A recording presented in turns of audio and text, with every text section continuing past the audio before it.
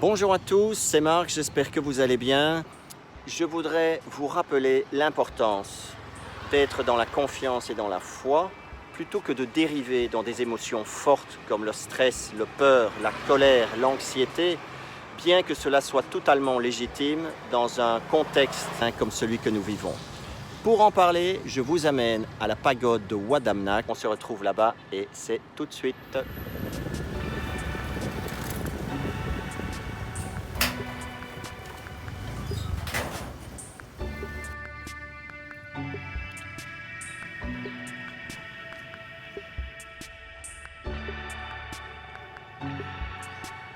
Bonjour à tous, je suis très heureux de vous accueillir dans cet endroit qui m'est cher. Nous sommes ici dans la pagode de Wat Damnak. C'est ici que régulièrement le matin je viens m'entraîner au tai chi, au qigong.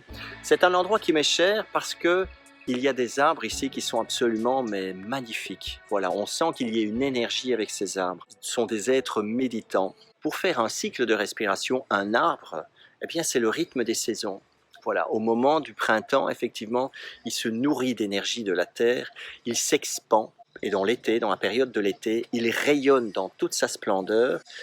À l'automne, c'est une saison effectivement où tout revient à la terre. Et alors on retrouve ce moment qui est expansion, contraction, expansion, contraction.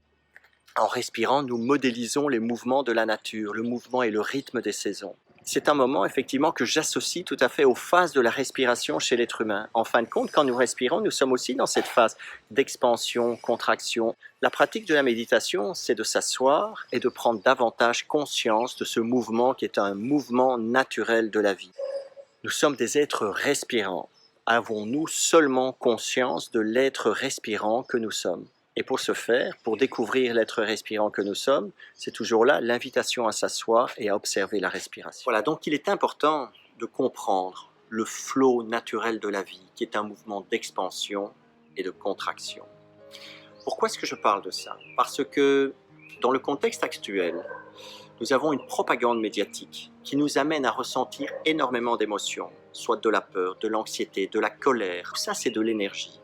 Mais dans la pratique martiale, prenons l'exemple de l'aïkido. Nous savons tous que, par exemple, celui qui maîtrise l'énergie va utiliser l'énergie de l'autre à son avantage. Alors ne gaspillons pas, ne produisons pas de l'énergie par nos émotions de peur et par nos émotions de colère et ainsi de suite. Apprenons à nous poser. D'accord ? Il y a un proverbe chinois qui dit, voilà, si tu t'assieds paisiblement au bord de la rivière, tu verras le corps de ton ennemi passer.